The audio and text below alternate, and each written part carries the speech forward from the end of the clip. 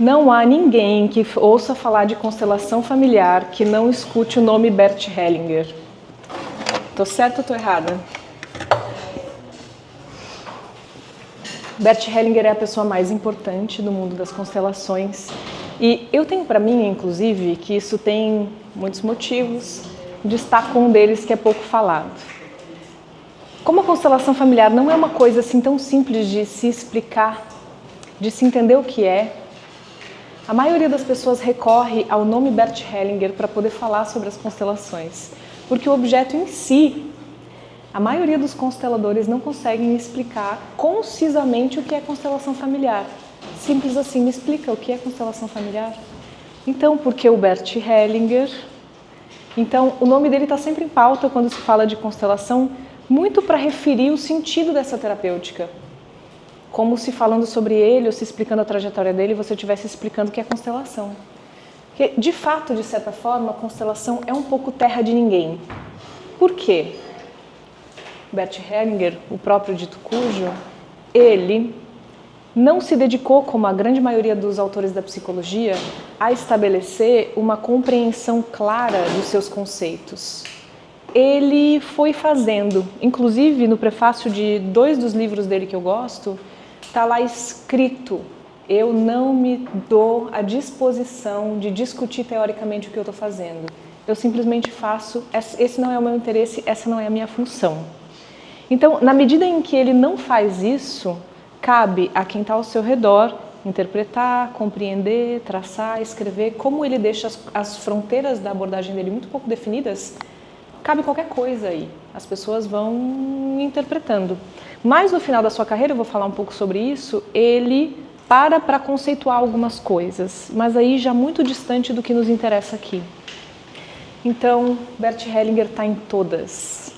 Para mim, o superpoder de Bert Hellinger, de fato, é ter feito uma costura muito interessante entre muita coisa que já estava acontecendo no mundo dele naquele momento e ter conseguido um poder de síntese muito maravilhoso.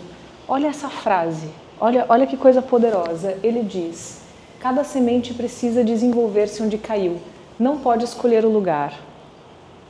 Isso são tantas camadas de psicanálise aqui, e ele consegue te entregar isso numa frase concisa, contundente, de fácil acesso. Para mim, esse é um dos grandes poderes dele. E de fato ele tem razão, né? Esse é o nosso maior desafio. A gente nasce nessa vida em um corpo, dentro de um contexto, e nós estamos destinados a ser isso para o resto da vida. Ainda que você mude, se experimente, existe um contexto sobre o qual você não tem poder. Você não escolhe, a princípio, a priori, a família onde você nasce, o nome que você tem, a cor da pele, a cor do cabelo, as suas condições imediatas, você não tem poder em gerência sobre isso. E lidar com isso, se haver com isso, é uma tarefa humana irrecusável. Todo mundo que passa por esse mundo aqui que a gente compartilha vai ter que lidar com isso. E o que você faz com isso, o efeito que isso tem na sua vida atual, isso diz muito sobre a qualidade das suas relações, a qualidade dos seus vínculos, da sua realização, do seu poder de crescimento. Então nós, que trabalhamos com constelação familiar, temos uma ferramenta maravilhosa para lidar com isso.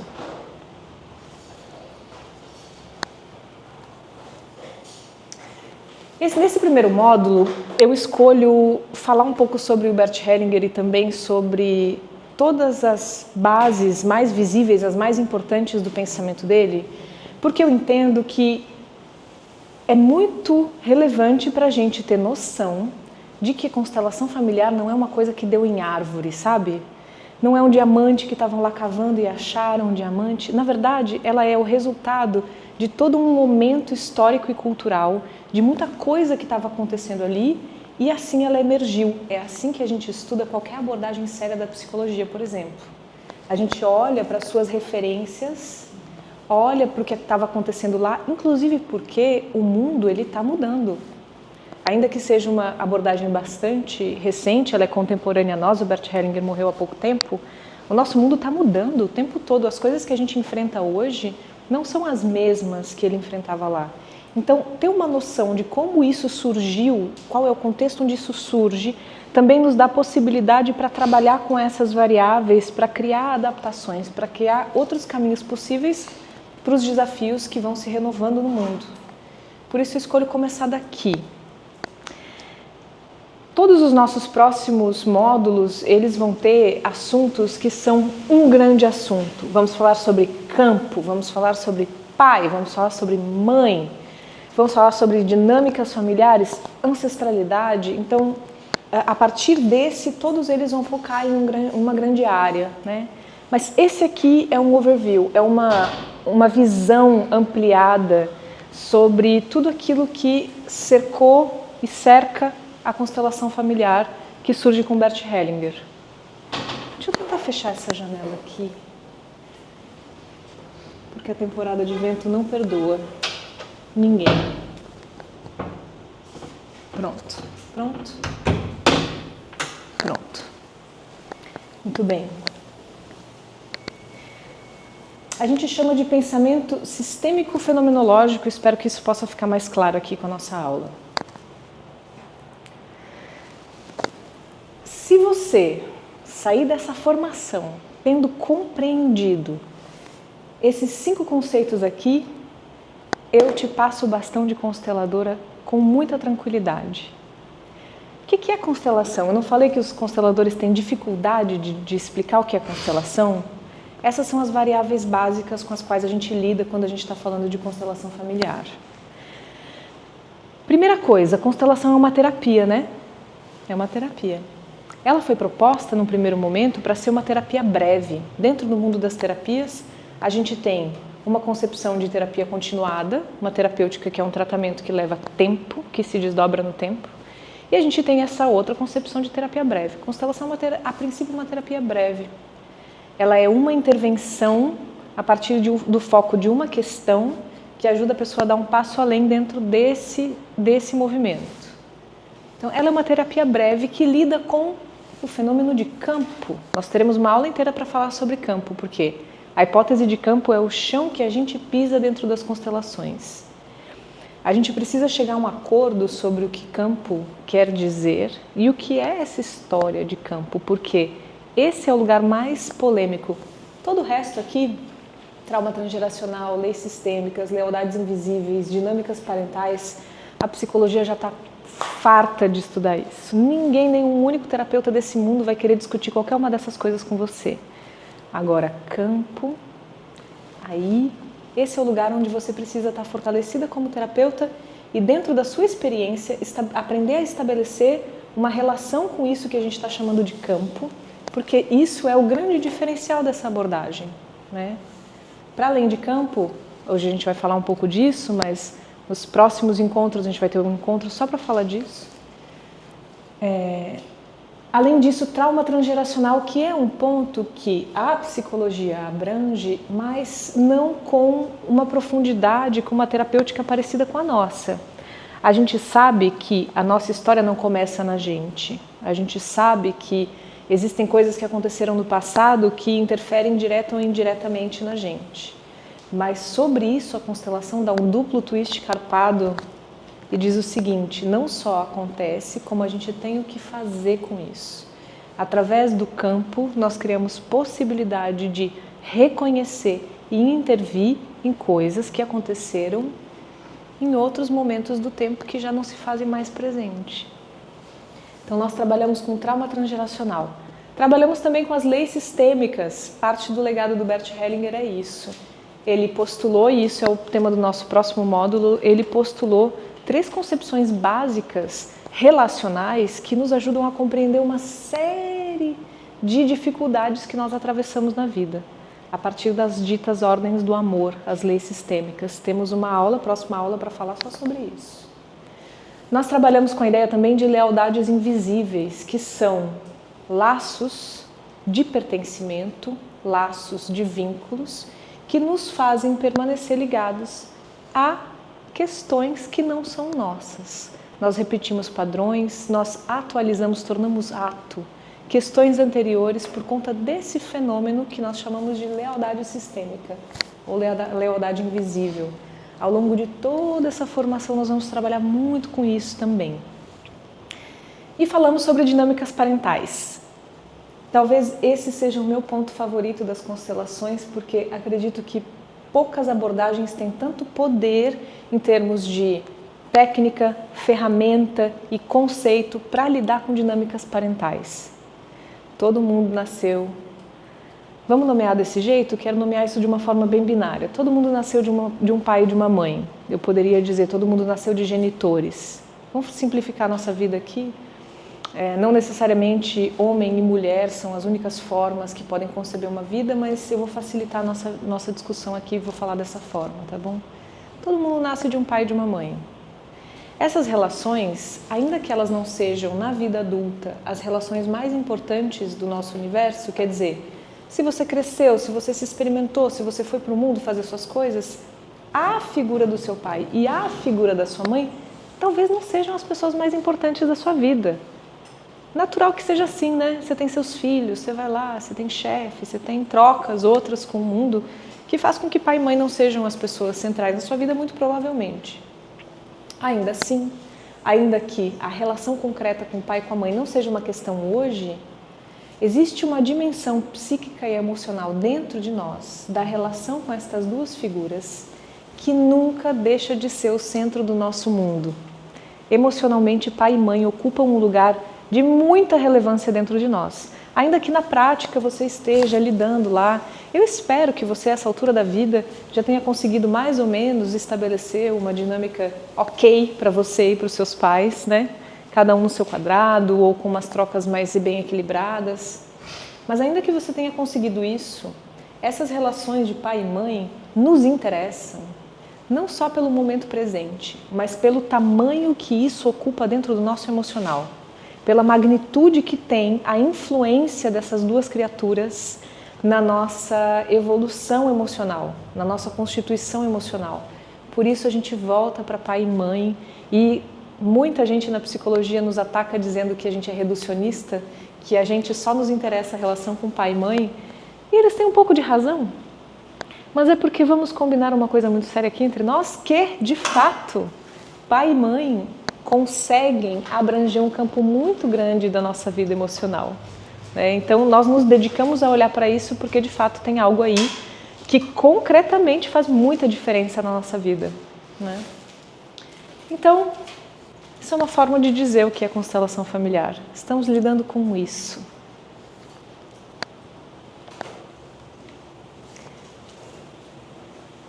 Bert Hellinger não foi meu professor. Eu não conheci ele pessoalmente. Eu estudei com alunos dele, né? Num primeiro momento, ele se tornou muito famoso ali na Alemanha dos anos 80, 90. E, num primeiro momento, ele treinou muitos psicólogos, psiquiatras, psicoterapeutas da linha somática e da gestalt terapia, principalmente. E esses foram meus professores. Já cabelinho branco, já bem velhinhos, já 30 anos de clínica, que pegaram Bert Hellinger no começo da carreira dele. Bert Hellinger, como todo autor que faz uma carreira importante, tem várias fases, né? O começo dele tinha um olhar muito voltado para a clínica. E esses meus professores seguiram por aí. A maioria deles, quando eu os conhecia 10, 12, 15 anos atrás, torciam o nariz quando se falava o nome de Bert Hellinger. Porque ele pegou uns caminhos muito esquisitos para o que foi o começo dele. Sem grandes julgamentos, para falar a verdade, eu não tenho tanta experiência com esses caminhos outros que vieram se desdobrar do Bert Hellinger, porque meus professores vieram desse começo e têm a sua própria atuação na clínica com isso. Eu vou disponibilizar para vocês uma série de leituras feitas dentro de grupos de leitura com alunos meus, em que a gente lê alguns dos livros desses autores. Constelação Familiar não é só Bert Hellinger, muito pelo contrário. Ele ficou muito conhecido, muito famoso, ele levou o nome das constelações adiante, mas nem de longe isso é um legado só dele. De fato, não. Mas ele é uma figura muito interessante. Ele se chama Anton Sweetbert Hellinger, o Bert. Ele é teólogo, pedagogo, bacharel em artes, psicanalista, gestalt terapeuta e criador das constelações familiares. Vamos botar assim, Imagina você que está aí fazendo 1.500 formações holísticas. Quem aqui fez 1.500 formações holísticas? Levanta a mão, muito bem. Pouca bruxa aqui, gente? Como assim? O Bert Hellinger era essa pessoa do tempo dele. Veja, Gestalt, psicanálise, e aqui eu vou trazer algumas outras formações dele também. Ele estava buscando naquilo que eram as fontes disponíveis para ele naquele momento, né? Mas mais que nada, ele começa a vida estudando muito. Ele nasceu na Alemanha em 25, né? Faria 100 anos agora, morreu em 2019. Ele cresceu na Itália, entrou para o exército, ficou no exército dos 17 aos 20, mais ou menos, e aos 20 ele se tornou missionário no sul da África. Ele passou 16 anos sendo missionário. O que acontece com quem vira padre, né, gente? Com quem não casa? Tem tempo para estudar. Nesse tempo ele fez pedagogia, filosofia, teologia, estudou muito, né? Passou esses 20 anos lá basicamente estudando. Uma parte da mitologia do Bert Hellinger conta que ele, quando chegou no sul da África, teve uma experiência muito marcante, muito importante para ele e para as constelações, que foi uma experiência com as tribos Zulus. Já ouviram falar isso?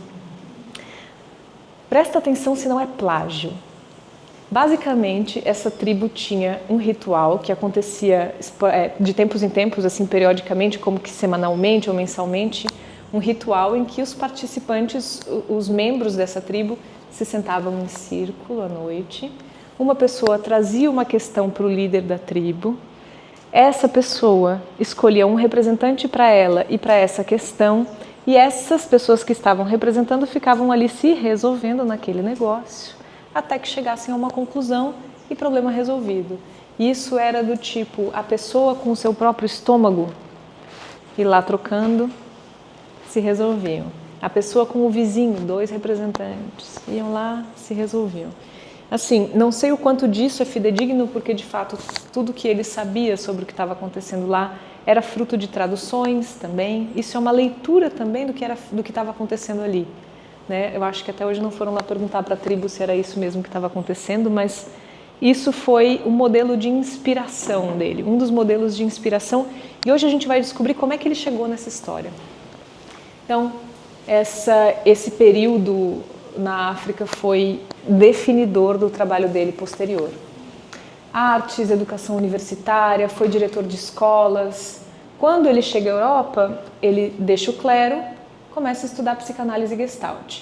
Muito importante que nesse momento aqui, ele teve uma primeira esposa, a Berta, que geralmente não aparece muito nas citações de biografia dele, mas que é fundamental. Essa primeira esposa dele era o quê? Diga. Bota pra cima lá, claro.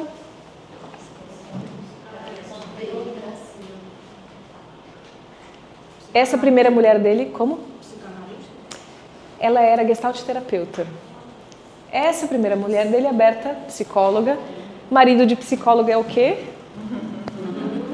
Deixo para vocês completarem. Ai, meu ex fez essa formação aqui 2 vezes, 2 anos seguidos. Já estava quase atendendo. Não é? Marido de terapeuta é o quê? Não é? Pois. O que acontece, né? Hã? Geralmente, né? Assim, pelo menos é entendido. Existe essa piada no mundo das psicólogas que ele não é psicólogo, ele é marido de psicóloga. Existe essa categoria, né? Porque quer dizer que a pessoa escuta falar sobre isso todos os dias. Em geral, se também assiste os mesmos filmes, vai nas mesmas peças de teatro, escuta as mesmas músicas, né? Quer dizer, mesmo universo de referências, né? Basicamente, a Alemanha, nesse tempo, estava passando por uma grande reconstrução pós Primeira e Segunda Guerra, né? Não sei se vocês sabem, história é algo muito importante para a constelação familiar, também é uma das bases do nosso interesse aqui. A Alemanha estava se recuperando de talvez o maior desastre contemporâneo que a gente tem notícia, que foram essas 2 grandes guerras, né? E eles tiveram um papel de protagonistas nessa história. Quer dizer, estava concretamente destruída, emocionalmente destruída, muita coisa para lidar, as pessoas muito adoecidas. Uma guerra faz com que muitas pessoas se retirem, não retornem, vai e não volta. morre no caminho, muita gente tem que se mudar, vai embora, quer dizer. Nesse momento, nasce dentro das ciências humanas o que a gente chama de humanismo. Tem um momento que a própria filosofia, sociologia, psicologia, antropologia tem que olhar para si mesmo e dizer: tudo aquilo que a gente construiu como conhecimento até agora falhou miseravelmente. Por quê? A partir de tudo que a gente sabe, 2 guerras foram possíveis. Então nasce aí um movimento chamado humanismo, dentro da filosofia, da sociologia e da psicologia, da qual faz parte Gestalt terapia.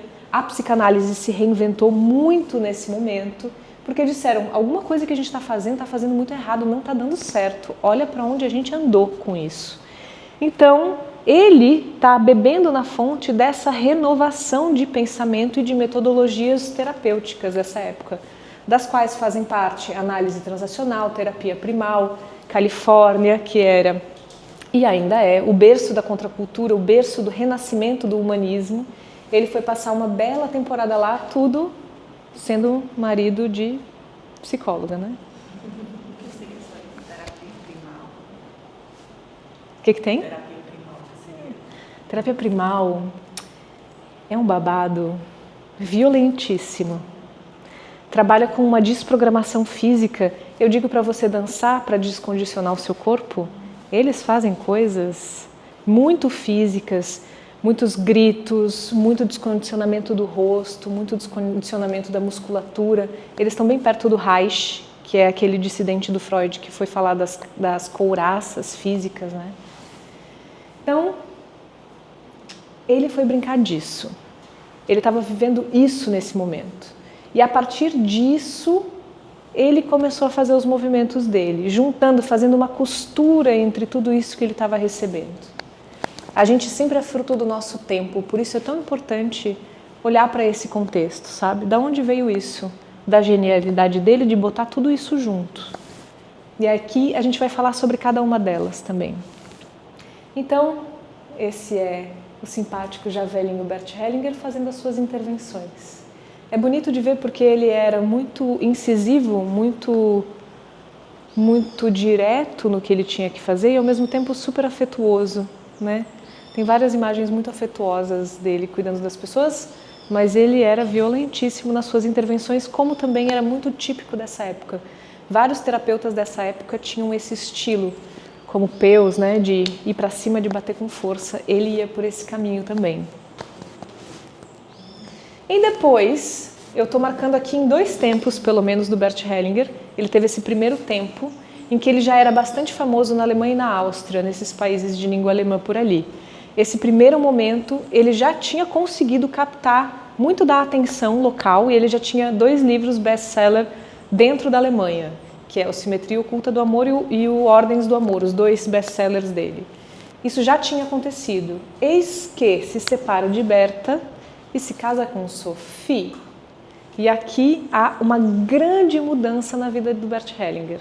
Sophie é assessora de imprensa, jornalista, trabalha com comunicação e a partir daqui começa a vir a grande fama mundial do Bert Hellinger. Ela, inclusive, é quem cuida hoje ainda do Instituto Hellinger, quem dá formação, quem segue por esse caminho, levando o que ele trouxe. Mas aqui tem uma ruptura de pensamento do Bert Hellinger também. Ele sai de um lugar mais vinculado à psicologia e ele começa a trabalhar muito mais no campo da espiritualidade. No campo da espiritualidade, segundo um alemão cristão, entende como espiritualidade, né? Porque quando você chega e pisa nessa terra aqui e fala a palavra espiritualidade, não pense você que significa a mesma coisa de que lá onde ele nasceu, né? Então, as constelações vão virando uma coisa com um pouco menos de sentido, de compreensão racional, um pouco menos de explicação, um pouco menos de transmissão e vão virando uma coisa, a meu ver, bastante esquisita em termos terapêuticos, porque se eu não sei falar sobre o que eu estou fazendo, como é que eu vou ensinar o que eu estou fazendo, né? Vai se afastando cada vez mais da psicologia e é aí que os meus professores deixam completamente de seguir ele.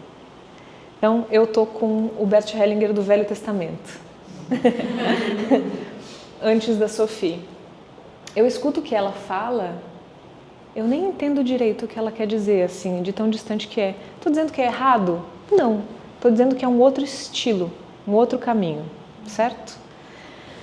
Eu sou também graduada em psicologia, eu também trabalho dentro dessa área. A mim me interessa muito, porque já é muita coisa, os processos terapêuticos psicológicos que estão acontecendo através do campo. Isso já é muita coisa, isso já é tão rico, a gente já tem tanto para fazer aí, que esse segundo momento, essas coisas que ele se diz resolver nesse lugar aqui, eu tenho gente mais qualificada para fazer para mim. Não é? Eu tenho a minha fé onde eu vou buscar essas coisas, eu não preciso de um terapeuta, né? Eu tenho um sacerdote que faz isso. Enfim. Mas para vocês conhecerem, essa é a Sophie Hellinger e ela continua, tem uma escola no Brasil, eles dão formação, acho que em São Paulo e em Brasília, atualmente, desse novo modelo de Bert Hellinger aí. Vamos lá, né? Eu montei um mosaico das influências dele para vocês conhecerem muito porque também, para quem se interessa mais em aprofundar, em conhecer essas coisas, como o Bert Hellinger não se explica muito, ele não tem livro falando dos conceitos dele, você pesquisando na fonte, esses autores, você consegue entender muito mais sobre o que ele está falando. E para quem quer se tornar terapeuta, isso é essencial. A primeira de todas, Virginia Satir. Já ouviram falar? Essa senhora simpática é a mãe da sistêmica. A psicologia sistêmica tem como a grande senhora essa maravilhosa Satir. E a Satir, ela trabalha a princípio com famílias, família mesmo, terapia familiar. Ela recebe os membros de uma família e ela vai propor intervenções aí, entendendo que a interdependência entre as relações influencia o adoecimento de uma ou outra pessoa ou conflito familiar. Beleza. Mas ela fazia também uns encontros de grupo, como que workshops, grupos de pessoas com os membros originais da família, em que ela dava palestras, fazia trocas, fazia exercícios com essa família. E um dos exercícios era o que ela chamava de escultura familiar. Isso é muito a raiz da constelação familiar, vocês vão perceber por quê. Quer ver? No primeiro momento ela trabalhava, vem tu, pode trazer caderno e almofada junto, vocês só vão mostrar, vem tu também e vem tu também. Então digamos que essa é a minha família, certo? As pessoas originais da minha família. Então nessa família eu sou a filha, essa é a minha mãe, esse é o meu pai, esse é meu irmão, ok? Minha família. Eu vou pedir para vocês se posicionarem, fazendo de conta que são uma e outra, na distância que vocês sentirem que tem que ficar uma da outra.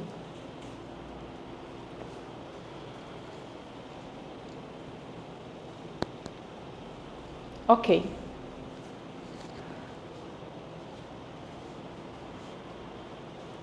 Ok, isso é uma escultura familiar. Aqui está o pai, é isso? A mãe, o irmão. Hã?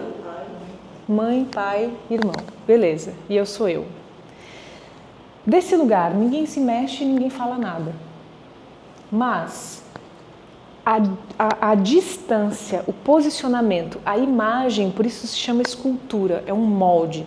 A imagem, a distância e para onde cada um olha é um termômetro de onde ela percebe como estão as dinâmicas relacionais dentro dessa família.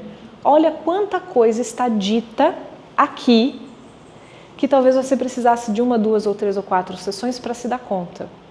Porque, não sei se você sabe, mas a grande brincadeira da terapia não é o terapeuta entender qual é a questão, é você entender qual é a questão, né? Então, com uma experiência como essa, a família consegue visualizar e experimentar o lugar de cada um.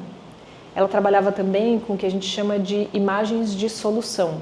A partir disso daqui, então, ela vai propor que fique pai e mãe um do lado do outro virados para cá e eu do lado do irmão, né, de frente. Eles lá, nós aqui, 2 gerações diferentes.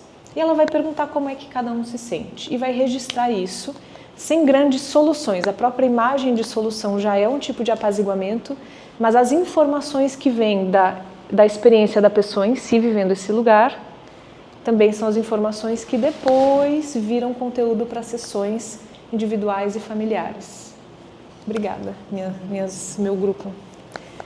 Percebem isso? Escultura familiar da Virginia Satir.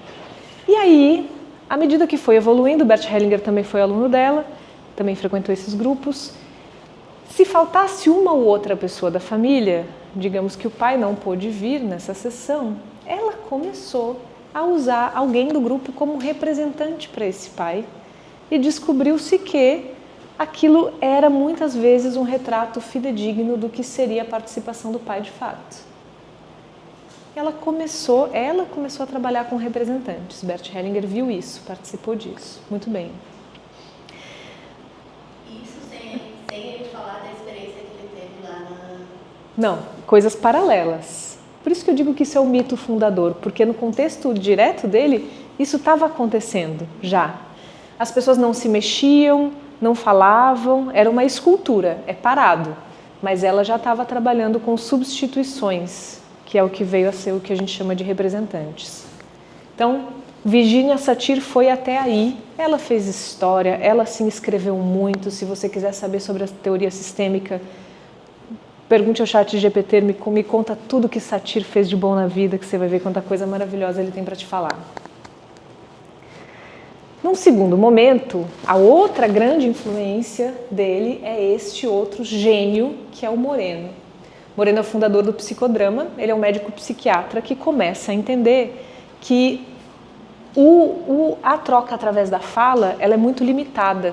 Ele trabalhava em hospitais psiquiátricos, no primeiro momento ele tinha um hospital psiquiátrico no comando dele, e ele começou a dar oportunidade para as pessoas que estavam lá, que tinham a limitação da fala, experimentarem através da representação algumas cenas ou situações para conseguir se organizar com isso. Ele trabalhava com catarse, ele trabalhava com espontaneidade, esses movimentos de experiência, de transformação através das relações, mas tem uma diferença fundamental, várias, mas uma fundamental para o que é a constelação familiar. Quando você monta uma cena de psicodrama, você está psicodramatizando uma situação, as pessoas que entram ali, elas têm um papel marcado. Você vai representar a mãe boa, e você vai representar o pai mau, e você vai representar o irmão chato. Você já tem um papel marcado, diferente do que a gente faz na constelação, que é entrar e sentir esse lugar, você vai entrar e interpretar. E isso já tem muito poder. Mas o que é que o Bert Hellinger viu ali? Que essa interação no campo, ela é profundamente transformadora. Então, se eu pego essas pessoas da família e faço a escultura familiar tal qual Satir propõe e permito que haja uma dramatização disso, que exista uma troca ali dentro como um jogo cênico, como é que ele chamava isso? É uma representação dramática improvisada? É esse jogo cênico mesmo, né?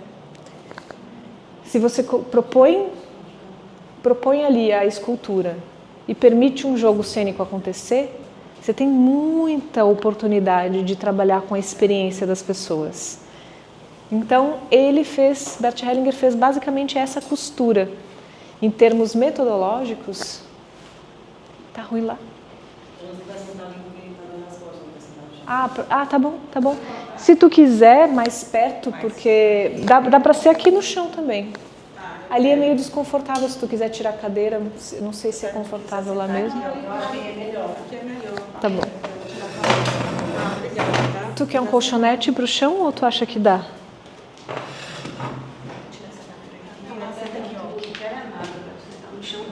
Tá bom. Tá ótimo. Tranquilo. Então, Moreno é de uma leitura muito difícil, é desses que nem o Jung, ele não escreve para ser entendido não, mas é de uma beleza. Vocês já estudaram Moreno? Eu vi que vocês estavam ali no... Né? Ele é muito maravilhoso. Jung também, é claro. Pois. Aqui, chegamos a esse russo que se chama Ivan Bozormeninag. O Bozormeninag, ele não é nada conhecido, ele mal é traduzido para o inglês. Ele não é traduzido para o português, tem uma coisa ou outra que você acha de espanhol, mas é alguém que nasceu naquele tempo e ficou naquele tempo. Mas ele trouxe um elemento para pensar nossa realidade que mudou a vida de muita gente que estava vivendo naquele contexto ali, que é a ideia de livro contábil familiar. Já ouviram falar disso? Esse nome é péssimo, né? Só um alemão para gostar do nome desse. Mas a ideia é exatamente a do trauma transgeracional, da lealdade sistêmica. Ele está dizendo o que acontece em uma geração de uma família, se a conta não fecha, quem paga a conta são os próximos. Por isso a ideia de livro contábil, você abre ali uma conta na bodega, ficou com aquilo pendente, quem é que vai pagar essa conta? Mas isso não só para o ruim, digamos, não só para as dívidas, mas também para os acúmulos, para as fortunas familiares que foram desenvolvidas ali. Então, ele é quem estava portando voz para essa ideia do livro contábil familiar das lealdades invisíveis. Ele vem da terapia contextual, que tem outras coisas dentro dessa abordagem que são interessantes também, mas a ideia que ficou, a grande contribuição dele para a constelação foi essa compreensão de que nós herdamos coisas que não são nossas, que era uma coisa muito relevante no momento histórico que eles estavam vivendo, porque estavam vivendo com muito luto, muitas perdas, muitas faltas, tentando dar um lugar para isso. Então, o que é isso que eu estou carregando? É meu ou não é? É só a minha dor? Eu estou carregando alguma outra dor? E isso permite que se amplie uma perspectiva para compreender o sofrimento, não só dentro da esfera pessoal, mas de uma esfera mais sistêmica, né? Que é também parte do pensamento da Satir. Bozormeninagi. Aqui tem algumas coisas bem interessantes também. A análise transacional meio que ficou no passado, assim, ninguém mais fala dela, mas ela também é um dos berços de muitas das ideias que a gente tem hoje. Por exemplo, você sabe que se a gente pegar aqui, Isabela agora trouxer uma serra elétrica e partir no meio o peito dela, aqui no meio ela deitada aqui no chão, abrir, não vai ter uma criança interior ali dentro, né? É uma metáfora, né? Que está falando sobre... Vocês estão rindo? Mas um belo dia chega um rapaz para constelar comigo, se senta lá no meu sofá, uma pessoa bem intencionada, apenas muito bruto. Ele se senta lá, eu quero que a senhora me explique que diabo de negócio é criança interior, que eu passei 3 meses ouvindo uma psicóloga falar disso e eu estou até agora buscando onde é que mora esse bicho. Isso é uma metáfora, né, gente? Assim, nem todo mundo consegue chegar nessa compreensão. Essa é uma das metáforas que nasce com ele. Ele está dizendo que nós nos identificamos com papéis, o de criança, o de adulto e o de ancião. Esses 3 lugares coexistem dentro de nós como núcleos emocionais diferentes e a partir disso a gente se relaciona com os outros. Então, se você se interessa por essa ideia, por exemplo, de criança interior, essa é uma boa leitura para você. Vem daí. Porque isso são metáforas para a gente poder trabalhar com o nosso sofrimento do momento presente. Me traz uma criança interior aqui, deixa eu ver. Não tem. Criança interior é uma forma que a gente tem de falar sobre o nosso sofrimento atual. São caminhos que a gente tem para tentar dar conta dos desafios atuais que a gente tem agora. Então, a criança dentro de mim, a mulher dentro de mim, esse lugar de sabedoria que eu carrego. E ele era a pessoa que estava criando essa compreensão a partir de estados de ego, transações, por isso transacional, posições existenciais, roteiro de vida, essa ideia de destino também vem muito dele. Estamos trabalhando a autonomia, no fundo estamos trabalhando a autonomia, e isso também é um dos pontos do Bert Hellinger. Tem alguém aqui que entende mais do que eu de fenomenologia, será? Alguém se dedicou muito a estudar sobre isso? Não? Não, né? Não. Sobre isso? Não, tu não. Não vai me convencer, não. Que tu manja de fenomenologia, tu estudou isso dentro da Gestalt, dentro da CP. Não, não. Isso aqui é briga de cachorro brabo, isso aqui. Dessas coisas difíceis. Eu estou perguntando se alguém sabe mais do que eu, então vou eu aqui explicar, né? Vamos lá. Também não é a minha especialidade. A fenomenologia é um movimento da filosofia, que é muito maior do que a nossa abordagem, mas que está ali se debruçando sobre os fenômenos da consciência. A vida é o que eu percebo dela. À medida que os fenômenos se mostram, eu lido com eles. A gente não consegue capturar, a gente não consegue esgotar o tamanho da realidade como um todo. A gente está sempre trabalhando com recortes de consciência disso. Nós trabalhamos com os fenômenos na medida em que eles se mostram para a gente. Isso também estava muito forte. O humanismo, de uma forma geral, esse renascimento do pós-guerra se associou muito à fenomenologia que estava ali surgindo como uma maneira de compreender a vida para além das nossas pequenas certezas, não é? Então, a compreensão de campo do Bert Hellinger está muito associada à fenomenologia, porque se diz que no campo a gente lida com aquilo que se mostra. A realidade ela é infinita em potência, mas ela é restrita em ato, e a gente lida com aquilo que atua. O que é isso? No campo é o que se mostra a partir da sensibilidade dos representantes, que é muito a leitura da Gestalt sobre a fenomenologia, né?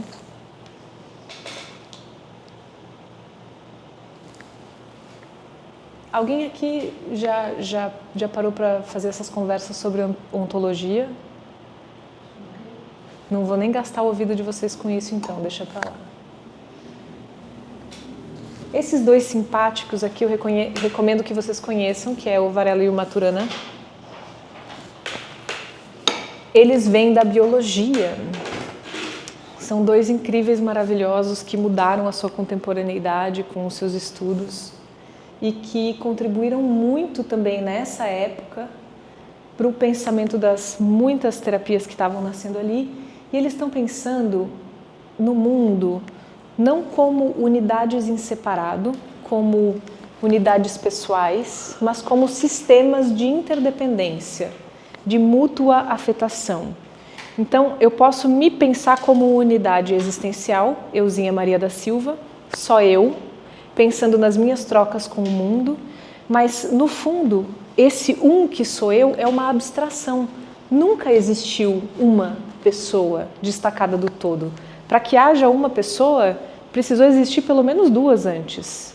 E duas antes, e duas antes. Nós somos um sistema, nós somos compreendidos enquanto sistemas, porque não tem como destacar esse um. Esse é uma perspectiva muito contemporânea e é muito reducionista, porque nós somos fruto dos sistemas que nos atravessam. Então, a gente aqui está formando uma unidade, turma 7, um campo, uma unidade, com seus monitores, com sua professora, com seus alunos. Essa unidade, ela começa a agir como uma consciência que eclode desse encontro. É um sistema de mútuas afetações.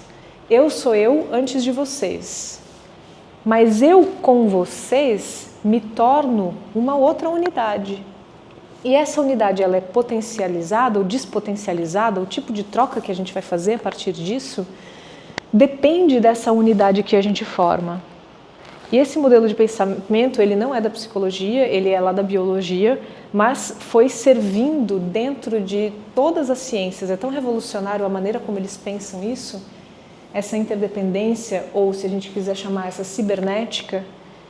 Isso é tão contundente que poucas foram as teorias dessa época que não se afetaram por esse modelo de pensamento. Então, isso é também uma das fontes que se bebe na constelação, por pensar que a família, que é esse nosso núcleo básico, a célula básica da onde a gente vem, o nosso primeiro campo de pertencimento, o nosso primeiro sistema, ela está na gênese de tudo aquilo que a gente é e manifesta. Por isso falamos tanto de pertencimento. A ideia de pertencimento vem muito daqui também. Próximo módulo a gente vai falar disso à exaustão. Pertencimento é talvez o conceito mais importante junto com o campo, quando a gente fala de constelação, né? A gente está falando sobre fluxo de informações, daí também entra o conceito de lealdade que a gente trabalha. A gente está falando sobre a troca com o mundo a partir desse lugar de pertencimento. Eu recomendo, se vocês têm curiosidade, ChatGPT, me fala de Varela e Maturana. Vocês vão ver quanta coisa bonita vem por aí. E dentro dessa minha sequência, o famigerado Sheldrake. Quem aqui já ouviu falar de campos morfogenéticos? Me levanta uma mão para eu saber. Essa é a grande explicação geral para o que significa, campo, para o que é que está acontecendo ali dentro de um campo de constelação, não é? Sim, mas não. vamos devagar com esse negócio. Seguinte, eu fiz a minha formação inteira fora e eu não ouvi esse nome, eu nunca ouvi esse nome. Eu fui ouvir o nome Rupert Sheldrake a primeira vez, campos morfogenéticos, quando eu cheguei em Fortaleza. Porque eu fui dar um grupo lá na universidade e aí alguém falou, eu sei, isso são os campos morfogenéticos. E eu falei, o quê? Voltei para minha professora, fui perguntar e ela disse, sim, tem gente que acredita que é isso que está acontecendo lá. Minha professora com 30 anos de clínica, professora de universidade, né, na Alemanha. Quer dizer, isso não é uma compreensão hegemônica. E agora eu vou desdobrar um pouquinho das minhas ideias a respeito do campo morfogenético. Isso tem cara de ciência, não é não? Olha como sou científico. Isso é o campo morfogenético. Olha que fácil. Porque disso você não precisa derivar nenhum outro grande questionamento. Como é que eu sinto o que ele sente? Como é que eu choro o que ele chora? Como é que eu vivo o que ele vive? Campos morfogenéticos. Quando, na verdade, pelo amor de Deus, eu preciso que você fique chocado com isso. Eu preciso que você fique inquieta, eu preciso que você fique angustiada por não saber do que se trata. Isso é muito mais poderoso do que uma explicação como essa, que explica e não resolve nada. Estamos diante do mistério da vida. A nossa cultura, enquanto cultura, não conseguiu resolver esse mistério ainda. Nós não sabemos. Eu te digo isso porque o Sheldrake, ele é um grande cientista na área da química, não é nem da biologia. Ele fez 2 descobertas muito importantes no pequeno universo dele da química e depois disso ele começou a se aventurar no mundo da parapsicologia, no mundo de umas outras pesquisas. Mas ele vem da hard science, ele vem das ciências duras, portanto o que ele diz tem uma cara de ciência. Quando ele começa a falar sobre os campos morfogenéticos, ele está fora da área dele, ele não é cientista disso. A ciência não corrobora com isso. Ninguém concorda com isso dentro da ciência. Ele está enveredando para um outro lugar dos campos morfogenéticos, né? Ele vira uma esquina. E as coisas que ele diz são super interessantes e têm alguma relevância também. Por exemplo, isso é verdade, tá? Isso é científico. Quando a gente faz um mapeamento do nosso genoma, do nosso material genético, a gente sabe que existem ali informações que estão nos dizendo o quê? Por exemplo, digamos que o nosso DNA está construindo um prédio, esse prédio é o nosso fígado, tá? Eu vou falar em termos de prédio porque eu não saberia dizer em termos de fígado. Para poder construir esse prédio, lá o fígado, vou precisar de 250 carretas de areia, vou precisar de centenas de milhares de milheiros de tijolo, vou precisar de...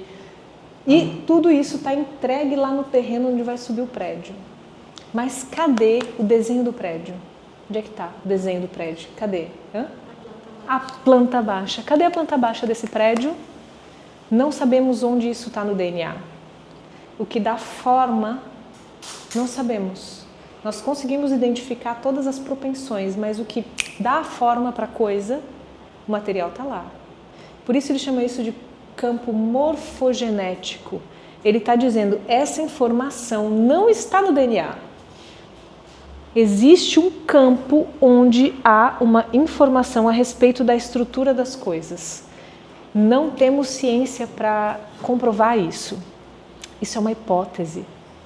É uma hipótese de fora da área dele, inclusive, né? Então, isso não é ciência. Isso é uma ideia muito interessante, mas dizer que isso explica o que está acontecendo na constelação, mentira. Você pode me dizer que você acredita muito nisso e que você se baseia nisso e está ótimo, e nós não vamos brigar por isso, a gente continua amigo. Mas saiba você de que isso é uma hipótese, que isso, no fundo... Eu, por exemplo, prefiro muito mais as hipóteses de dentro da minha área, da psicologia. Porque é gente que está pensando processos humanos e psíquicos há muito tempo. Não esse povo lá da química, sabe? Eu não vou lá dizer o que faz lá com os átomos dele. Fica ele lá com as moléculas dele, né? Deixa eu aqui com o meu sofrimento. Que de sofrimento entendo eu. É engraçado dizer assim, né? Mas é isso. Dentro das ciências sérias a gente não empresta conceito de áreas diferentes, ou se você empresta, você tem que fazer uma adaptação muito rigorosa sobre ele. Então, dito isso, posto isso, vou dizer o que ele diz, que é interessante. Ele diz o seguinte: sabe quando os passarinhos estão voando e eles fazem aquela revoada que eles voam em bando? Não, mas eles fazem um certo formato no ar. Como chama aquilo? Todos bem bonitinhos. Os cardumes sincronizados, né?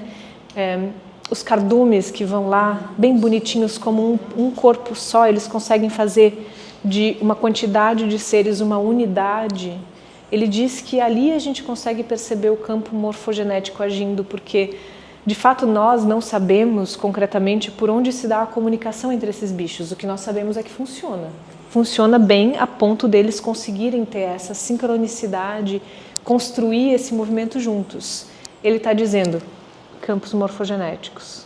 Isso se expressa de várias outras formas. Nós temos um outro sentido, que poderia ser campos mentais, como ele fala, né? Através desses campos mentais, a mente expandida, ela se projeta no ambiente e faz com que, por exemplo, ele tem um livro que se chama A Sensação de Estar Sendo Observado. Ele diz que nós conseguimos ter uma sensação física quando alguém está nos olhando de trás, mesmo que a gente não veja, por conta desse campo morfogenético dele aí.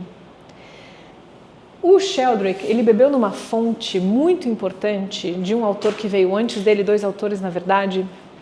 Não sei se vocês já ouviram falar desse best-seller dos anos 80 que se chama A Vida Secreta das Plantas. Conhecem? Ficou muito famoso, meus pais leram, assim, toda essa gente aí, porque é um livro que fala disso. É um cara que ele é investigador da polícia, ele trabalha com aquele detetor de mentira, sabe? Que você pluga assim e consegue medir o pulso elétrico. Essa é a tecnologia da época, né? Aí ele faz o quê? Um belo dia ele está entediado, lá na casa dele, sem fazer nada, gosta muito de literatura. Aí ele tem uma dracena, uma planta, no meio da sala dele, ele coloca esses eletrodos lá na planta e aí ele pensa, ele arranca uma folha dela, para ver se ela reage. Tédio, né, gente? Hoje com o celular na mão ninguém mais fica inventando essas coisas, né? Estava entediado, arrancou lá uma folhinha, nada aconteceu. Aí ele pensou, e se eu acendesse um isqueiro nessa folha? E nisso a planta reagiu. Um pulso muito discreto atravessou a planta. E a partir disso ele desenvolveu uma grande pira e que se tornou muito grande mesmo, com a hipótese de que as plantas reagem ao nosso pensamento, às nossas intenções. Eu li esse livro quando eu tinha uns 20 anos e na mesma semana que eu estava lendo esse livro eu ganhei uma orquídea. E essa orquídea era um rapaz que estava tentando me impressionar, ela tinha 4 galhos muito floridos, ela era linda. E eu apelidei ela de a orquídea mais amada do mundo. Porque lendo esse livro, eu entrei nessa loucura e eu algumas vezes por dia pensava nela e pensava: eu te amo mais do que tudo que eu já amei na minha vida. Você é a síntese do amor do mundo. Você é a criatura mais perfeita. E de fato, ela passou muitos meses florida. Explique você como quiser, mas essa é a minha experiência pessoal. O livro está falando disso. Então eles começam a reproduzir esse experimento de várias formas. Pegam uma dracena, colocam ela numa caixa isolada, vácuo, não sei o quê, e o dono lá do outro lado do mundo, anotando todas as vezes que pensou nela durante o dia e alguém medindo ela e tal. Esse experimento foi enorme e fez muito barulho, fez muito sucesso, né, na época. Essa é uma das influências do Sheldrake também. Ele também está tentando, com as ferramentas que ele tem, pensar esse tipo de fenômeno. Existe uma comunicação para além do que a gente diz, para além do que a gente enxerga, para além do que a gente ouve, né? Agora, gente, nós temos uma vantagem em relação a esse povo, que é o fato de que nós somos brasileiros, né? Aqui nessa terra, a gente sabe, para uma pessoa aqui no meio da rua, qualquer um, o cara que veio bater aqui para tirar o carro, pergunta para ele se existe mediunidade ou não. Pergunta para ele se existe intuição ou não. Isso não é uma questão para a gente. A gente sabe que isso está aí, dê o nome que você quiser. A gente vive dentro de uma cultura que aceita e nomeia isso. Esse povo aqui não. Coitado de uns americanos, entendeu? Coitado de uns europeus, esse povo onde o iluminismo fechou todas as portas do mistério. A gente não precisa de ciência para nos dizer que isso existe. Isso é a nossa experiência pessoal. Estava pensando em ti, tu me ligou. Sonhei que ia acontecer, aconteceu. Isso é parte da nossa vida, né?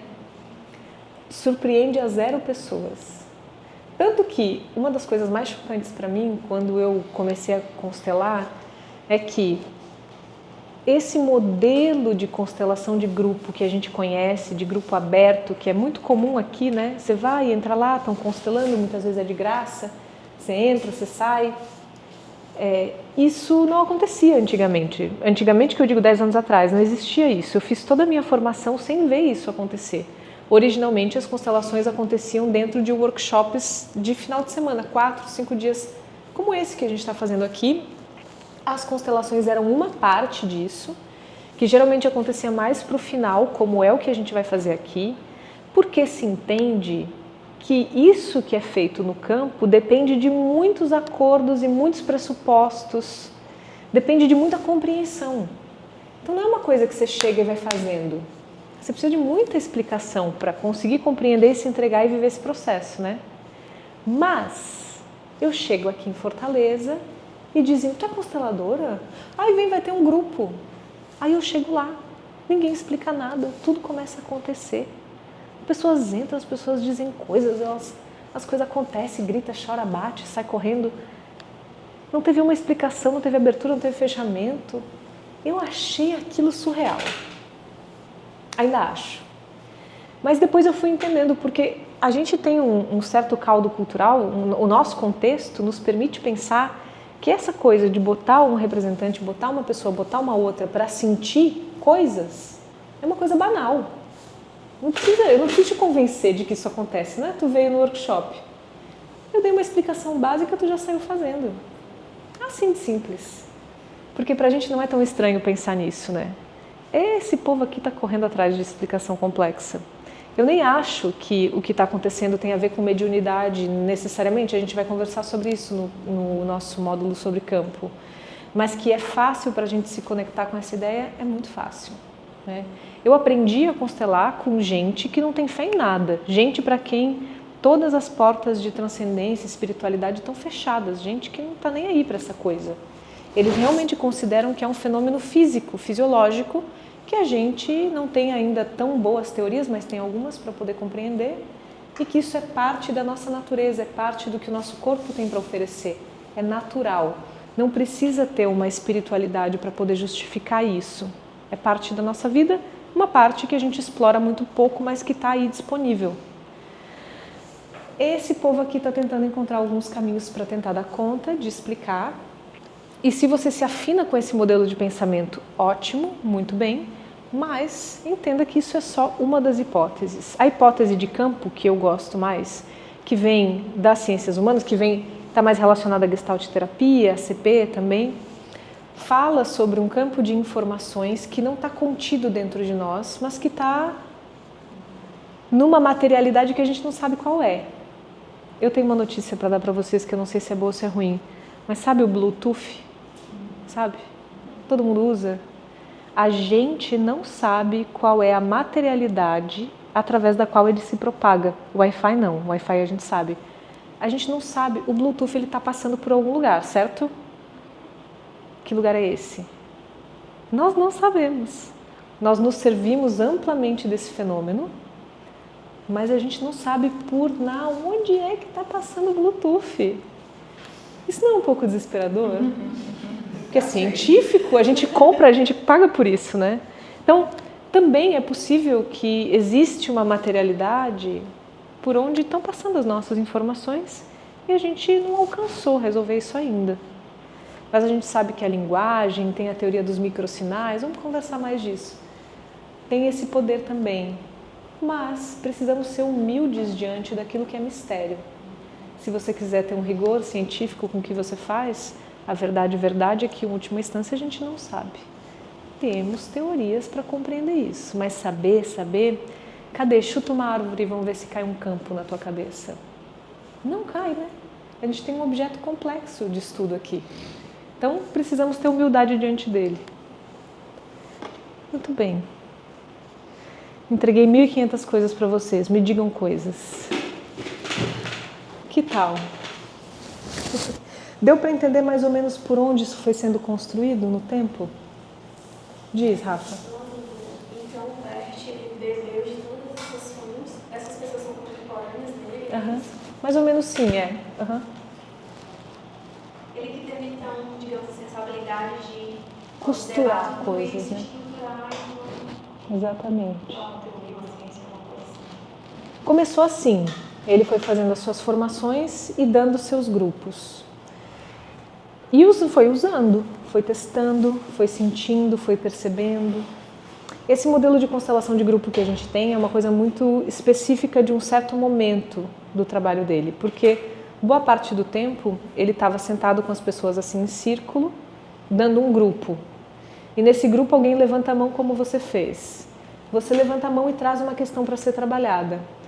Imediatamente ele te traz para dentro e traz um representante para isso, um representante para aquilo, sem ter antes uma entrevista como a gente faz no grupo aberto, por exemplo, como a gente vai fazer aqui, sem uma entrevista antes.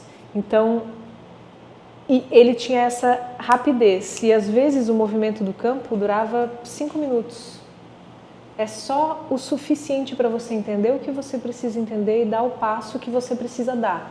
Não se desdobra em 1 hora de movimentos, como eu costumo fazer, por exemplo, no grupo aberto ou aqui na constelação da formação, né? Então, ele tinha isso de ir experimentando coisas. Tem algumas coisas das referências dele que não estão aqui, por exemplo, a psicanálise.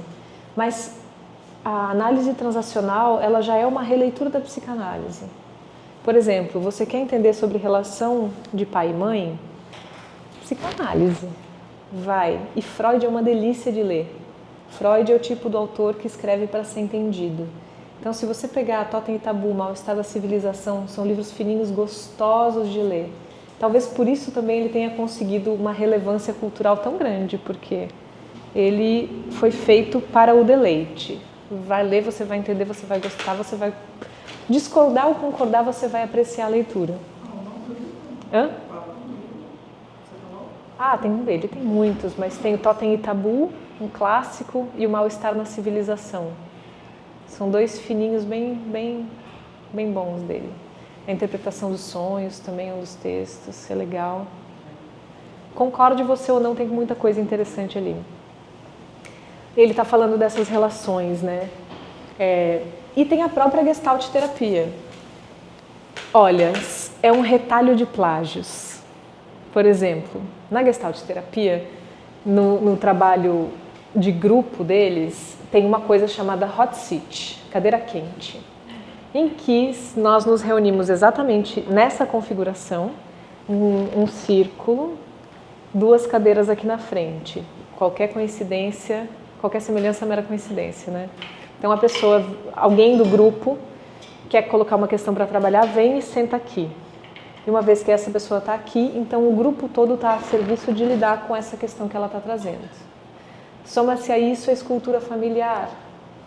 Quero que você posicione aqui as pessoas trazendo essa ideia. Soma-se a isso ao psicodrama, a gente vai atuar dentro disso.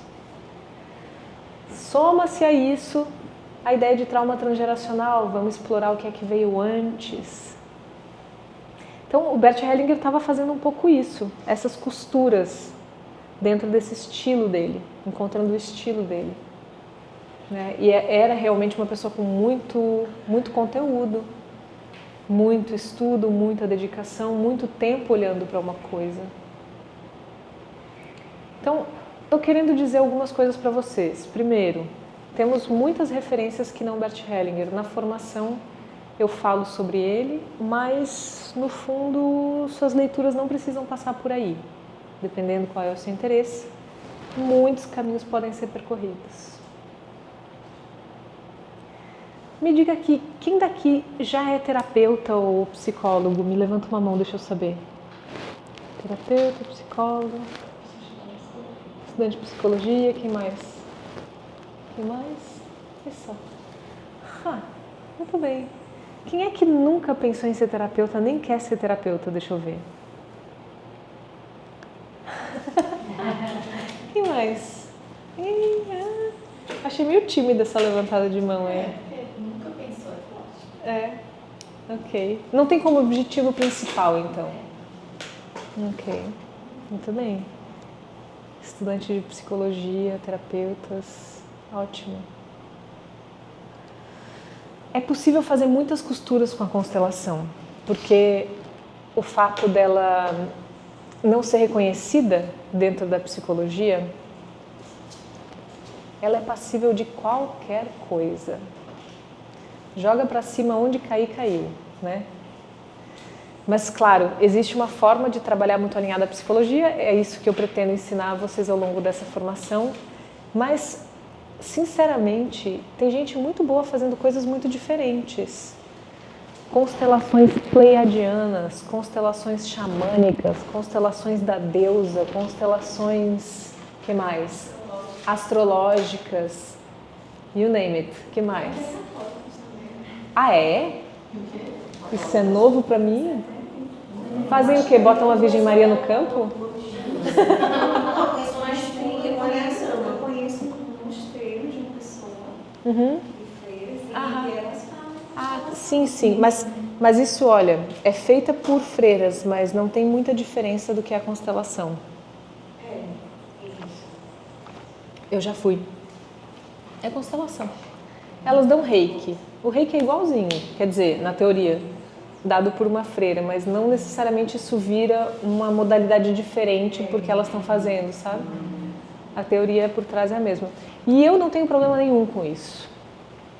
Vá, faça a sua bruxaria. A minha única ressalva é, se você quer fazer isso, se leve muito a sério, saiba o que você está fazendo, saiba argumentar sobre o que você está fazendo, organize isso bonitinho e deixa as pessoas saberem que o que você está fazendo é isso.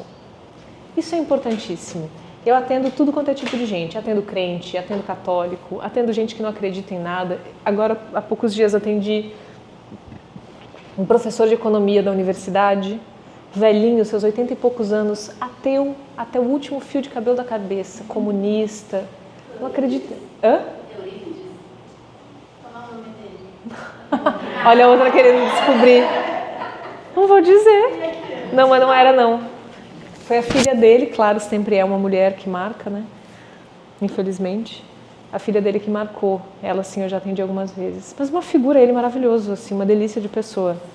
Mas você entende como pode ser muito violento para alguém que não tem a mesma fé que você, receber uma coisa que vem carregada de uma certa fé.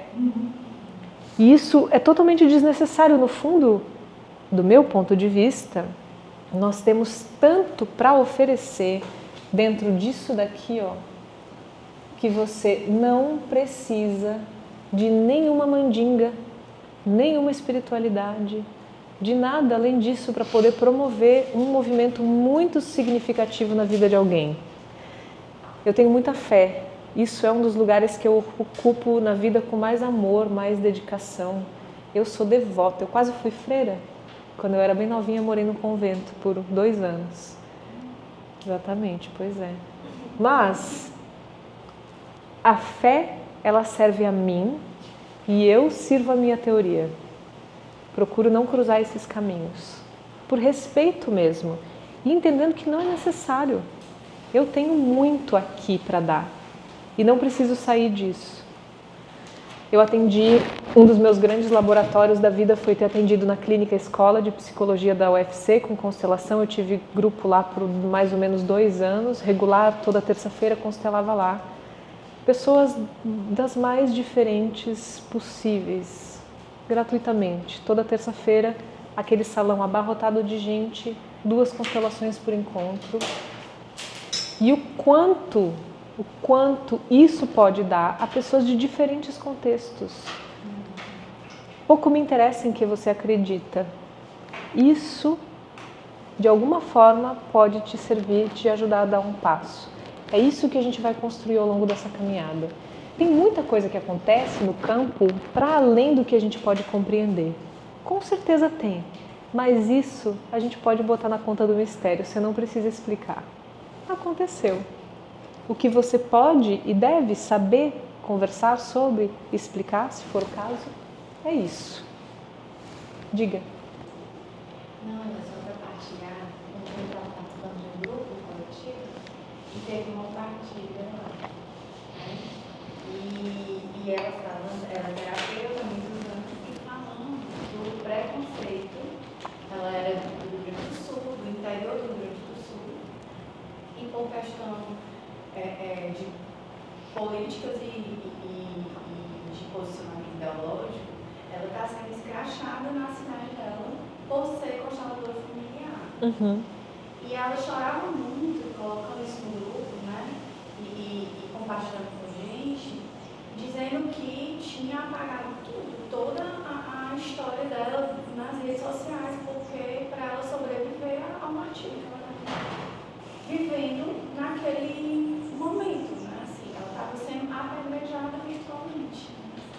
Uhum. E ela dizendo que não foi exatamente para esse lado, que é o lado da fé, da espiritualidade. Não, ela tinha esse cuidado exatamente para não entrar nessa polêmica. Uhum.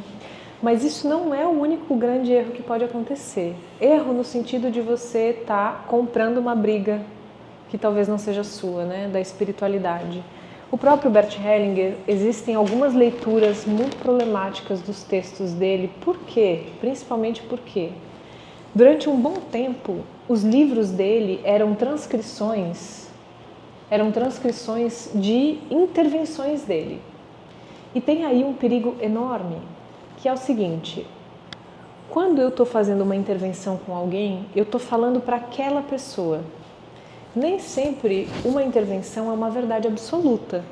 Eu estou falando para incomodar aquela pessoa, para provocar aquela pessoa, para ajudar ela a dar um passo. E isso não tem a mesma força de colocar uma palavra no papel e argumentar sobre ela. Eu estou fazendo uma intervenção. Eu estou gerando um movimento naquele lugar. E para isso, nem sempre eu digo coisas com as quais eu realmente concordo. Eu estou ali gerando um atrito. Então você pode ver, inclusive, que tem livros em que ele fala uma coisa e depois ele se desdiz. Ele fala outra coisa. Porque ele não está teorizando sobre aquilo, ele está fazendo uma intervenção. Por que eu estou te dizendo isso?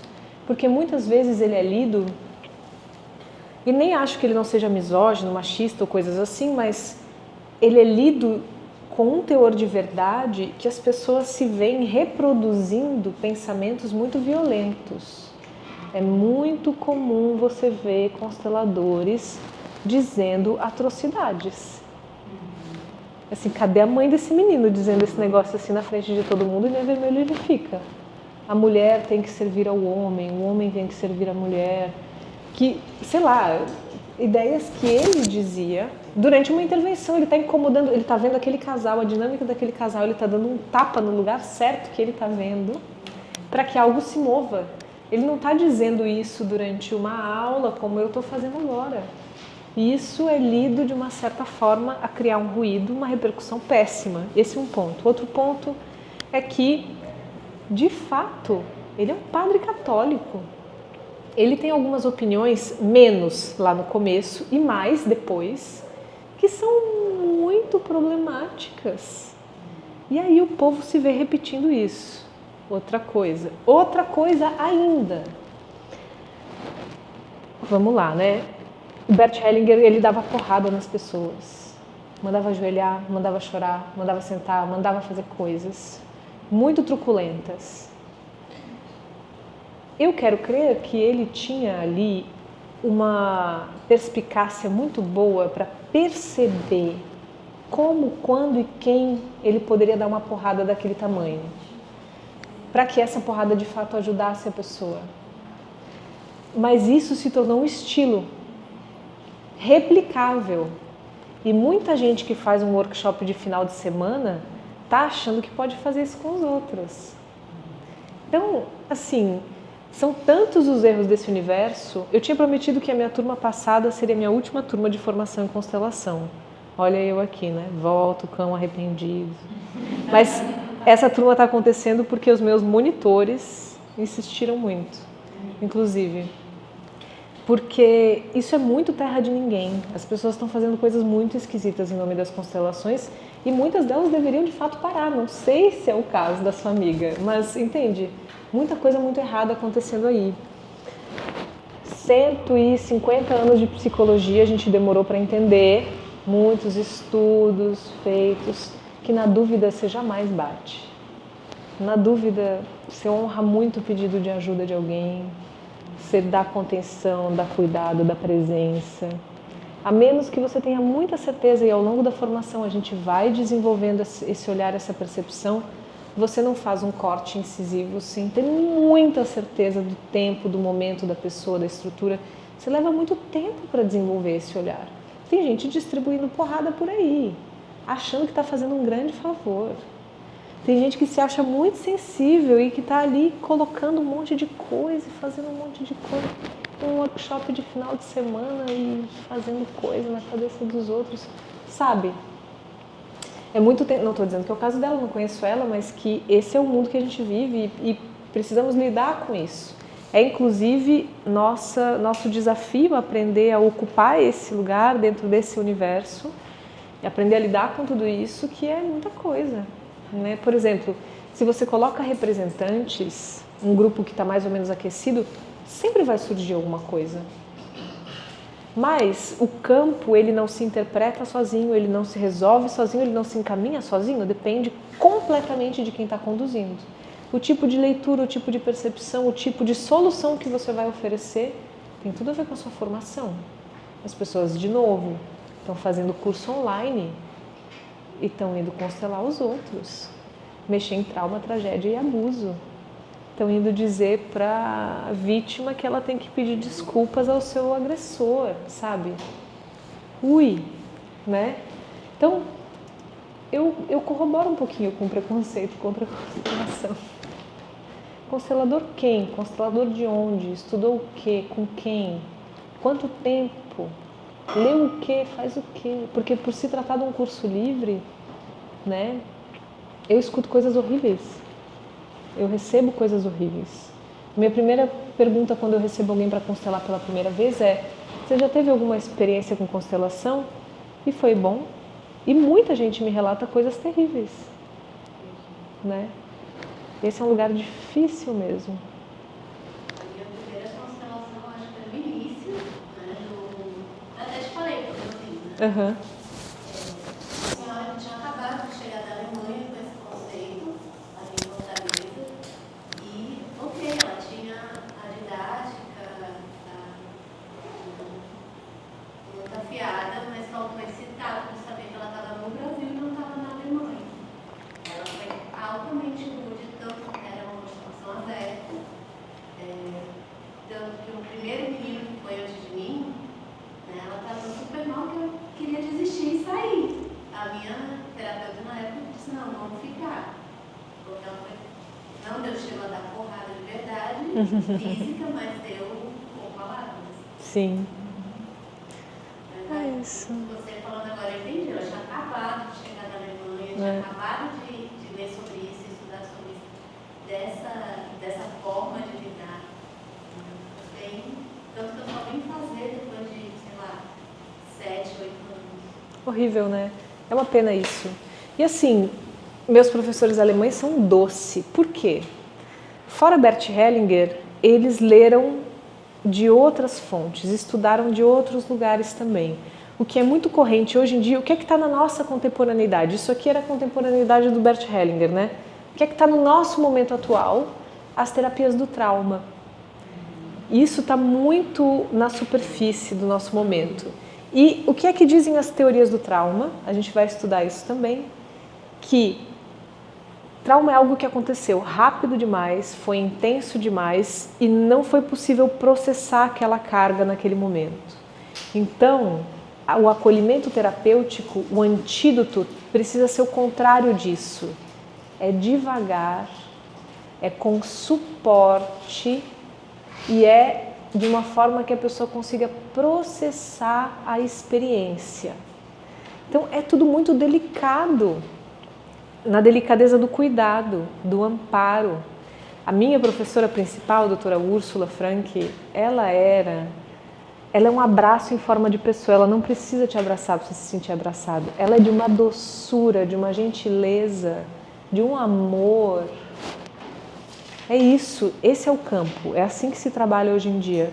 Todo mundo que está atualizado, estudando, sabendo como as coisas funcionam, está nesse lugar. Do afeto, do cuidado, do respeito, do acolhimento, da atenção, do suporte. E isso pode ser feito de uma forma muito firme. Ela não é docinha. Ser um abraço em forma de pessoa não é ser docinho. Ai, meu Deus, não é isso. Mas é conseguir sustentar um nível de conexão, relação, abertura, ter um sim para a pessoa e para o momento, que é o contrário dessa porradaria gratuita.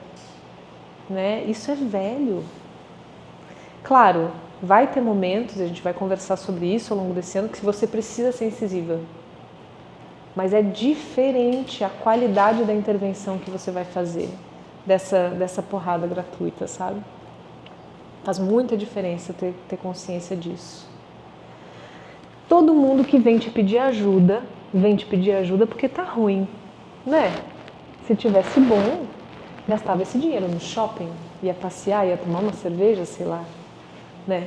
Então, o mínimo que essa pessoa merece, o básico, o essencial, é uma escuta de muita qualidade, atenção, presença, contenção, acolhimento, validação.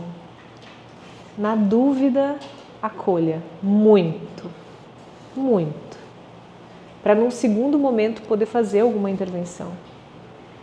Isso é uma leitura muito, muito distorcida do que é o Bert Hellinger, por exemplo. Ele conseguia fazer isso e ele ficou muito famoso fazendo isso. Não é porque ele batia, é porque ele sabia onde bater. Se você não tem essa perspicácia, não bata. Não bata. Que o dano é muito maior, a retraumatização é muito maior. Há que endurecer, né? Sem perder a ternura, jamás. Muito bem, o que mais? Conta mais. Dúvidas? Você, psicóloga, veio parar aqui porque se o teu povo não gosta da gente...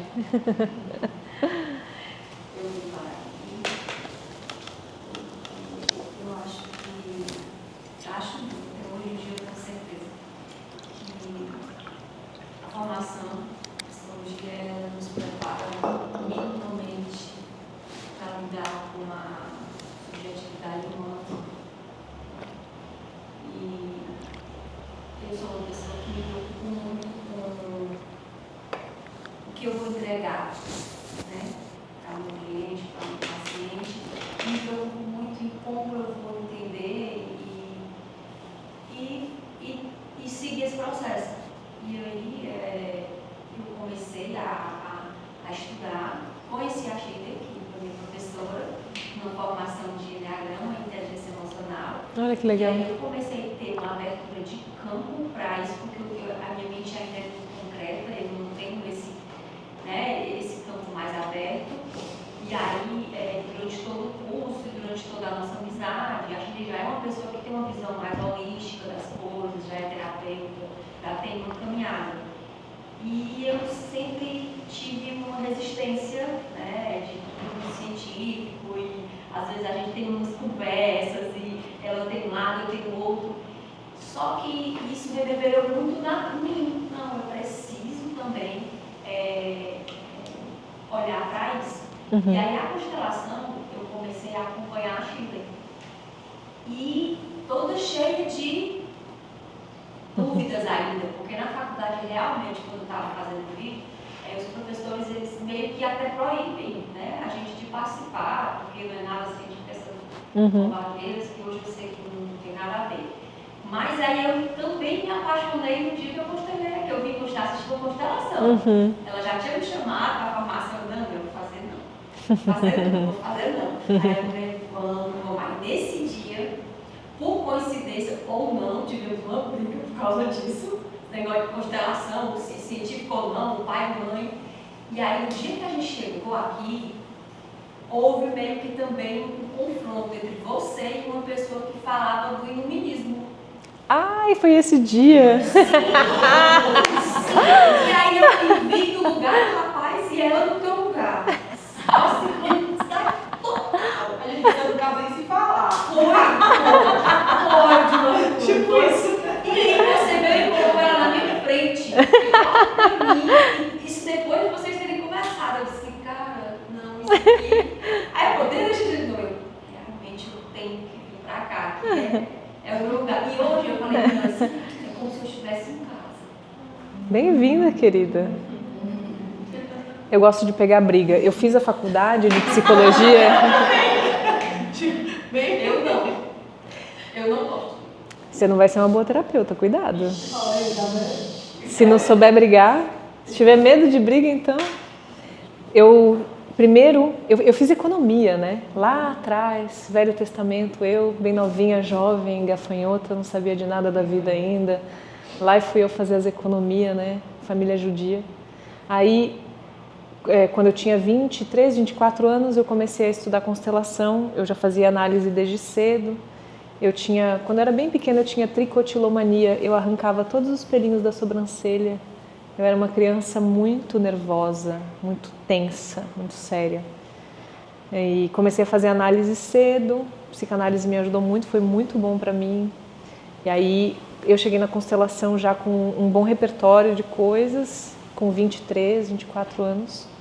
E comecei a conhecer de constelação com 20, me tornei terapeuta, fui morar fora, me tornei terapeuta.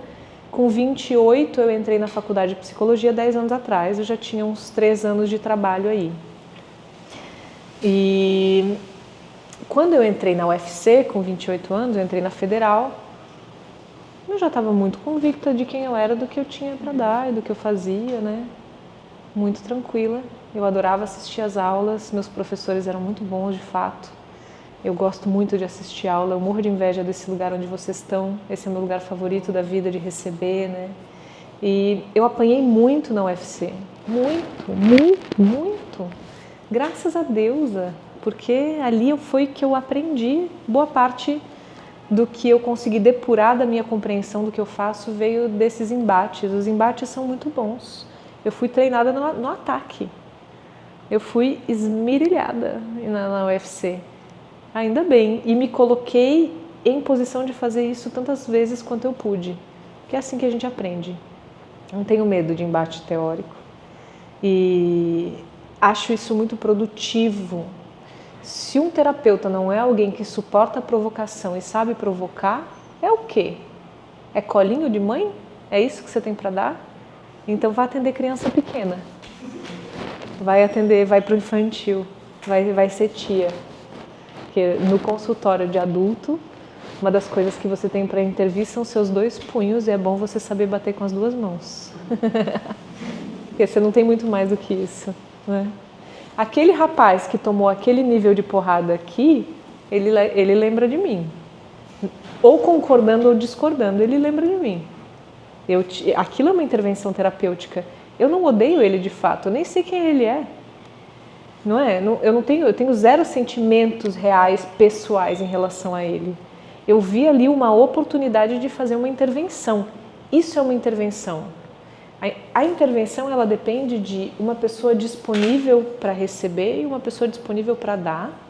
E o lugar, eu achei um lugar para dar uma porrada muito boa nele, né? Alguém estava aqui também na velhinha que eu bati outro dia? Falando assim, né? Não parece muito simpático. Mas era uma senhora também muito desgraçada, esse tipo velha de Fortaleza, muito arrogante, sabe? Sabe, né? Muito do laque, assim, pequenininho, umas joias que ela mal suportava segurar. Um nariz que não descia dos 45 graus, assim, né? Aí ela veio, ela era bem senhora já, assim. Com 2 irmãs um pouco mais novas, elas vieram, sentaram, aquele perfume doce no salão inteiro, assim. Eu tô rindo, mas eu gosto mesmo. Tô só descrevendo a cena. E aí 2 constelações muito difíceis aconteceram. Uma de um abuso sexual, uma coisa assim muito violenta. Enfim, histórias pesadas, 2 constelações muito bonitas, muito difíceis. E quando acabou essa senhora, eu fiz a descrição só para vocês visualizarem a cena. Eu, no final de um grupo aberto, sempre dou a palavra ao grupo. Se alguém quiser comentar ou perguntar alguma coisa, eu peço que as pessoas não vão embora, que as pessoas não saiam desorganizadas. Então, se você precisa de ajuda para entender melhor o que aconteceu aqui, você pode falar. E aí, essa senhora, a primeira a falar, ela diz: eu acho isso aqui uma palhaçada. Isso daqui... Entendeu por que eu tive que pintar a cena para vocês enxergarem quem está dizendo isso, né? Eu acho que isso aqui fica falando como se adiantasse alguma coisa. E eu fiz com ela mais ou menos o que eu fiz com esse rapaz. Eu disse... Em primeiro lugar, eu quero, que a senhora tenha essa opinião é um grande problema seu, não é do grupo.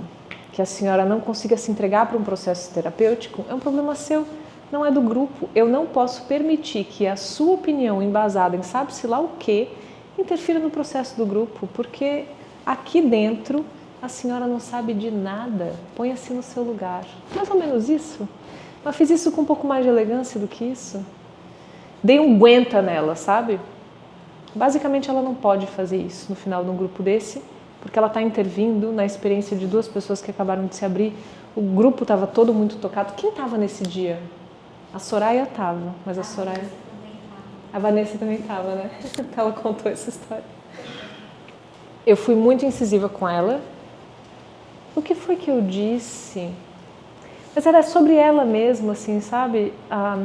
A sua incapacidade de reconhecer um processo terapêutico e receber um processo terapêutico diz mais sobre você do que a teoria em si. Nenhuma teoria vai criar lugar onde não há, vai criar cura onde não há possibilidade. Se a senhora não pode receber, isso é um problema seu, não do grupo, não do processo. Isso aqui não é para ti, não volte. Eu não tenho nada para lhe dar. Você precisa querer poder receber. Eu fiz isso no mesmo tom que ela estava falando para segurar ela, né? Mas imediatamente eu fiz isso, eu esqueci e fui abraçar quem estava no grupo. Não é uma coisa que fica. Eu nem conheço essa senhora, eu acho graça dela mesmo, tenho carinho. Se ela voltar e se ela me pedir ajuda, eu vou atender com o mesmo amor, não tenho nada pessoal. Assim como com esse rapaz, né? Mas ali se criou uma oportunidade de fazer uma intervenção. Que pela idade dela, pela posição social dela, pela performance dela, ninguém tem coragem de fazer o que eu fiz. Isso é uma intervenção, isso é uma porrada. Essa mulher talvez me odeie, talvez não. Talvez ela tenha recebido um recado ali que ela pôde ouvir.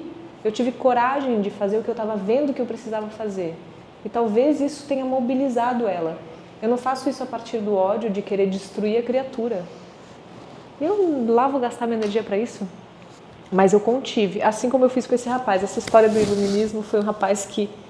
Ele já tinha assistido as constelações, foi no final ou foi no começo? Não. Foi no começo? A esposa quase se inscreveu a noiva, né? Eu acho que ela quase se inscreveu na formação, se eu bem me lembro. Acho que no dia foi trocado com constelação. Pensando bem, né? Talvez fosse. Aí foi interessante que ela falou, e tipo assim, na hora que tudo deu uma pancada dela. Tipo assim, aí eu Obrigada. eu saio daqui Assim como essa senhora, as irmãs dela também vieram me abraçar no final. É. Ai, que bom, porque ninguém mais aguenta ela. É isso, né? E foi embora, né? Papocou. Eu não posso deixar que uma criatura desorientada faça mal a tanta gente que saiu de casa, tomou banho, veio até aqui, abriu seu coração, né? Ele estava realmente invalidando tudo que ia acontecer, o que estava acontecendo aqui. Ele disse, não, porque falta para as pessoas usar mais a razão. Não era uma coisa assim? Eu falei, você tá maluco? Presta atenção no que você está dizendo.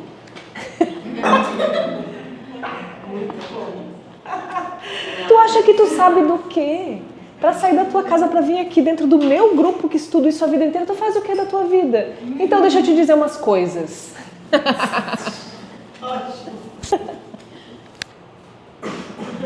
Ainda no final eu digo, nada contra, muito bem-vindo. Não é pessoal. Não, nada, aí eu falei, não é nada pessoal, eu só tô lhe dando uma porrada. Então, esse tipo de intervenção você faz em contextos específicos. Eu fiz isso para ajudar. Porque se eu falasse docemente, como provavelmente tantas mulheres já falaram para ele na vida, ele ia continuar no lugar dele. Que é esse lugar de macho soberano que sabe das coisas. E de uma arrogância que ele vem me explicar qual é o problema das pessoas, né? Presta atenção, alguém tinha que dar uns gritos nele, né? Então, eu rogo a Deus para que... Você distrai quando ele queria explicar sobre a pessoa. Eu me lembro, assim, era tão específico. Ninguém sabe de nada. Eu disse, tu acha que tu sabe de alguma coisa?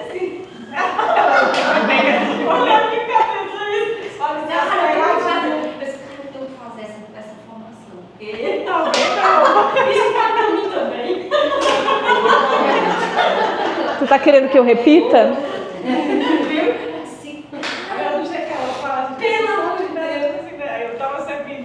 Então vamos lá. Quer ouvir? Então tá bom. Não vou lhe bater não. Nem lhe conheço ainda. Me dê motivos. A hora vai chegar, mas não vai ser agora. A verdade é que é o seguinte, a gente vive dentro de um mundo que é estruturado em certos parâmetros materialistas. Materialista e o materialismo a gente nunca pode separar do capitalismo, né? Materialista, capitalista. Não estou aqui pregando nada para ninguém, estou te dizendo, esse é um dado. Vivemos num mundo que tem essas duas matrizes produtoras de realidade, materialismo e capitalismo, que andam de mãos juntas.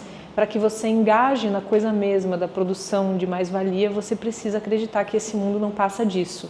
O mais concreto, o bloco de concreto que você consegue enxergar. É só assim que essa loucura cola. Se conseguirem capturar todo o teu desejo e colar na matéria, você vira escrava da matéria e você faz essa roda girar. Muito que bem, é isso que eles querem. Quer brincar disso? Fique à vontade. Não venha aqui dentro me dizer que isso é verdade, porque a mim você não me engana.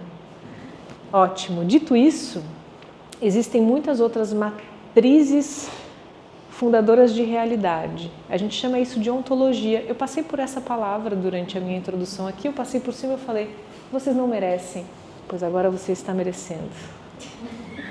Ontologia é como a gente chama essa matriz produtora de realidade.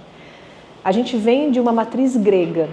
Essa matriz de pensamento grego, os filósofos da Grécia, sabe aqueles que a gente estuda na escola? Essa loucura que nos deram de presente, ela diz o seguinte, a nossa lógica, logos, esse modelo de produção de realidade, existe uma cadência que amarra tudo que é real dentro de um princípio. Uma coisa só pode ser ou não ser.